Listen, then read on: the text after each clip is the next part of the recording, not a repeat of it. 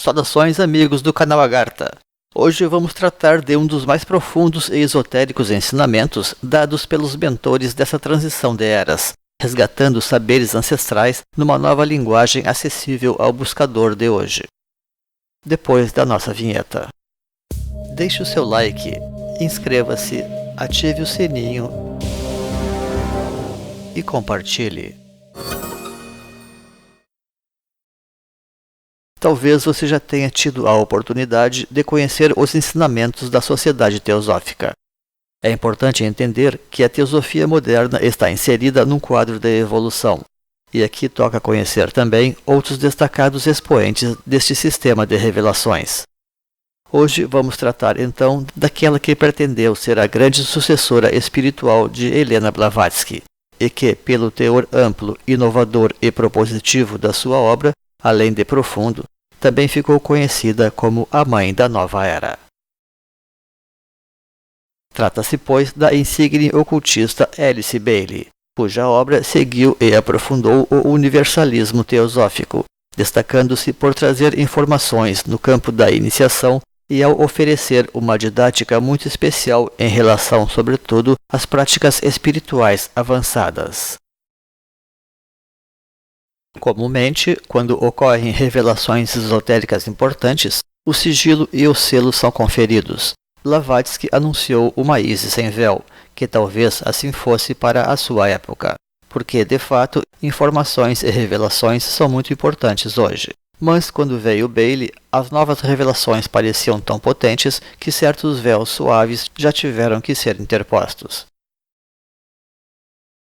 No ambiente da yoga, sempre se adverte contra os perigos da ascensão prematura de Kundalini e da necessidade de uma preparação criteriosa para tal. Eis que todos estes grandes ensinamentos da hierarquia tiveram por fim efetuar tais preparações, sejam éticas como em Blavatsky, mas também pela grande mensageira da ética viva que foi aquela outra Helena, a Roerich, sejam técnicas como em Bailey. E aqui pretendemos então tratar de descerrar alguns destes véus. Seria tal coisa apropriada ou prematura? Lembremos, porém, que tanto Blavatsky quanto Bailey anunciaram que novos ensinamentos seriam outorgados a partir da virada do século, ou do milênio. Cada novo ensinamento se destina a retirar novos véus da Isis eterna, entre outras coisas mais. Então, por si só, isto já sugere que a humanidade avançou e demanda dar novos passos, neste período tão breve e crítico que é a transição planetária. Na verdade, afirma-se que existe ali muita coisa que é declarada inacessível ou proibida, ao menos naquele momento. Porém, o mestre tibetano também declara em certos livros, pela escrita de Bailey, que conferiu material importante velado por textos desafiadores. Pense agora comigo, especialmente se você conhece já um tanto de Alice Bailey e procurou praticar aquilo que é oferecido abertamente. Se nessas revelações tantas e tão maravilhosas coisas são concedidas, informações que, para quem se dedica realmente ao assunto, assombram continuamente o espírito e dão tamanho alimento para a mente e para a alma, testemunhando por si próprias que somente podem vir de mentes superiores. Se tudo isto é abertamente oferecido, que dizer daquilo então que é trazido de forma secreta? Mas mesmo assim é dado. Que tamanho valor esotérico não há de possuir? Desde já, podemos afirmar que aquilo que é dado abertamente passa tecnicamente pelo nível do discipulado e chega até o nível da iniciação. E aquilo que é sugerido ocultamente chega também ao nível da iluminação, porque de outra forma certamente não estaria sendo oferecido de forma velada. Estas informações secretas costumam estar então ocultas como agulhas no paiol no interior de alguns tratados, tal como são os grossos volumes de discipulado na Nova Era. Através de repetições exaustivas, o texto como que abre caminho à picareta no inconsciente do buscador, moldando a sua forma de pensar e sentir, até que se encontre receptivo para receber a luz. E aquilo que trazem estes emaranhados de textos mais ou menos confusos e repetitivos propositalmente organizados para sugerir certas ideias e práticas ocultas, segundo a peculiar didática do mestre tibetano, baseada na técnica de insinuação de ideias, apresentada então como uma didática de nova era, mas que, na prática, representa apenas uma variante da maiêutica socrática, que significa o parto das ideias, trazem, pois, estes textos desafiadores, como dizíamos, nada menos do que os segredos da ciência esotérica da Agni Yoga, chamada também, em alguns meios, de Yoga Solar ou Surya Vidya. Vários autores têm buscado tratar desta ciência esotérica, especialmente depois que Helena Roerich revelou o seu ensinamento da Agni Yoga. Contudo, esta mensageira não pôde oferecer maior apuro técnico, embora traga todo um rico universo que lhe serve de magnífica e talvez insubstituível moldura, servindo para moldar o autêntico espírito do guerreiro de Shambhala, o centro espiritual do mundo que o casal Roerich tanto procurou no coração da Ásia. Bailey chegou a fazer referência a isto como sendo uma abordagem de primeiro raio do assunto, isto é, lírica, apologética, cósmica, social, apocalíptica, etc., ao passo que ela mesma atuou mais na linha do segundo raio de didática ocultista, com precisão admirável e em miríades de detalhes técnicos, como demonstra na obra Miragem, um Problema Mundial, onde este tipo de informação já é tratada de maneira mais concisa e desenvolvida, pese a tantas metáforas místicas ainda ali empregadas. Após descrever algumas dessas passagens sobre a prova ardente e a prova do fogo, envolvendo o revelador, o revelado e a revelação, Bailey afirma então: esta é a etapa de Agni Yoga, que só corresponde àqueles que podem penetrar mais além do anjo solar, e chega ao lugar em que mora o fogo. Fim da citação. Esta verdadeira obra tripla, certamente equivalente às etapas alquímicas negra, branca e rubra da Opus Magna, vela, pois, todo o processo da Agni Yoga, superior ao próprio trabalho da alma. A própria técnica do A1, ensinado por Bailey na forma da pedra no lago, representa uma específica abordagem solar do Bija Mantra, que representa a técnica preliminar ou preparatória para a etapa de consumação acima descrita. O simbolismo shivaísta de Lingam Yoni e também a joia no lótus tibetana remetem a esta mesma realidade. Foi Helena Roerich quem declarou que a ciência da Agni Yoga é também conhecida na Índia como Surya Vidya, ou ciência solar. Várias simbologias resultam deste processo esotérico, tal como o Pramanta ou arte tradicional de fazer o fogo, envolvendo polaridades, comum também ao tantrismo, portanto.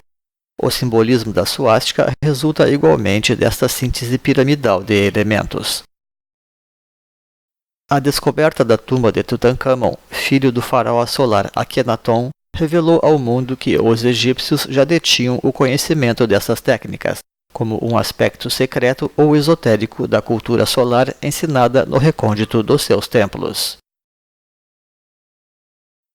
Através de uma linguagem mais ou menos cifrada, as revelações da Loja Branca trazem importantes informações sobre a iniciação, coisa prevista inclusive nos ensinamentos esotéricos sobre a chama trina, como demonstramos em podcast já dedicado ao tema, com link aqui na descrição. Bailey emprega por vezes linguagem cifrada para tratar dos chakras superiores diretamente relacionados a este processo, e que sabemos envolver a chamada tríade espiritual. Helena Roerich afirma que os centros a serem trabalhados na nova era são o coração e a cabeça, e obviamente isso deixa implícito também a garganta. Por esta razão é que definimos que as energias a serem empregadas envolvem basicamente a luz, o som e o amor, e quando unificadas remetem à própria unidade da mônada. A simbologia do fogo é natural aqui, porquanto suas três naturezas, como luz, calor e vibração, remetem diretamente aos princípios da tríade espiritual. É significativo, inclusive, que, em suas analogias com as cores primárias, Bailey traz à tona as cores físicas da luz, e não as cores químicas da matéria, como costuma realizar o misticismo corrente.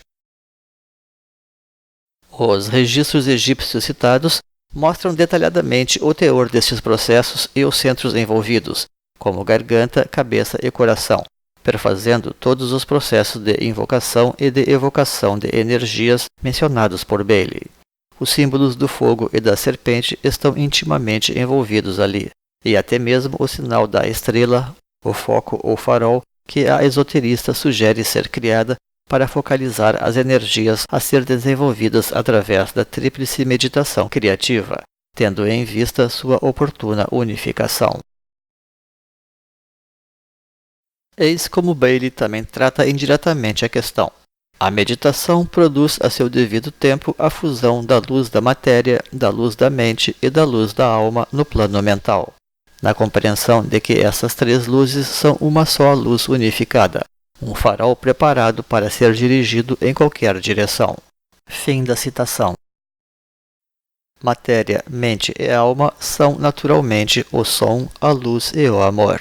E o múltiplo direcionamento desta luz una se refere à sua pluralidade de usos, cura, iniciação, conhecimento, etc. Trata-se, afinal, de energias com origem complexa e que subjazem a toda a espiritualidade, quiçá mesmo a toda forma de vida animada, especialmente na existência humana, onde está sujeita a requalificações, como acontece no processo denominado por Bailey como transferência de energias, justamente desde a tríade inferior para a tríade superior. Para isto toca, novamente, não apenas um recondicionamento ético, como também um treinamento técnico. Estes dois pilares da espiritualidade podem ser associados a polaridades, como ocorre no Tibete através da imagem de Yab-Yum, ou pai e mãe, significando a conjugação do método e da sabedoria, não diferente da simbologia fálica shivaísta. Estamos atuando aqui a partir do plano da mente superior. Por esta razão, a imaginação representa um instrumento fundamental desta yoga. Daí analisarmos tal atividade também como magia em ação. Para o pleno sucesso aqui é fundamental o acúmulo e o refinamento das energias. Citemos então Bailey. Por um ato de imaginação criadora, o trabalhador se esforça por ver e ouvir a alma, a fonte de luz e poder nos três mundos, exalando o Om dentro da mente da atenta personalidade expectante. Fim da citação. O praticante deve então avançar tecnicamente, agregando beleza, harmonia, constância e poder, visando a fusão das energias superiores pela unidade da visualização, da audição e da sensação. O aperfeiçoamento destes atributos pode ser praticado de forma isolada e ir agregando a um todo cada vez mais perfeito e transformador. O amor do centro cardíaco fornece conteúdo ao som e profundidade à luz. A luz do centro da cabeça fornece velocidade ao som e brilho ao amor. E o som do centro laríngeo proporciona força à luz e densidade ao amor. A prática paciente e dedicada permite elaborar paulatinamente a unificação destes conteúdos, que são como as três correntes de Kundalini, do caduceu e da árvore sefirotal, preparando assim o campo da iluminação final. E quando tudo estiver devidamente amadurecido, o buscador estará pronto para trilhar a estrada da terra ardente de que tanto fala Alice Bailey, através do chamado giro da chave trina, capacitando assim a atravessar o portal que ele mesmo criou.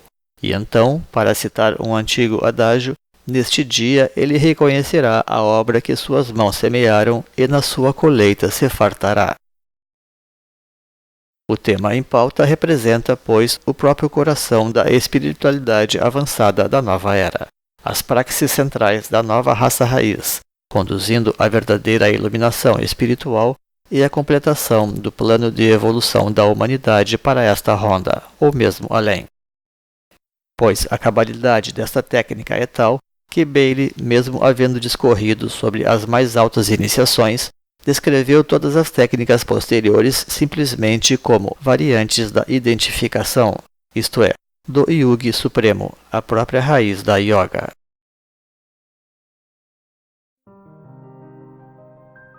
E assim estamos encerrando mais este podcast, trazendo certamente muitas informações novas para o buscador da espiritualidade superior e agregando a tecnicidade necessária aos princípios éticos e sapienciais que também dão conteúdo, reunindo tudo, pois, neste outro simbolismo relativo da espada e do cálice.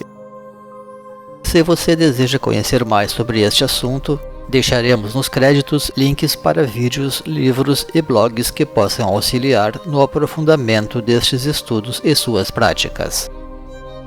E se este conteúdo foi importante para você, compartilhe em suas redes sociais, pois, como já foi dito, a nossa luz não deve ser escondida, mas colocada no alto, para que todos possam se beneficiar. Agradecemos então pela sua companhia. Um grande abraço e até outra oportunidade neste canal. Pax.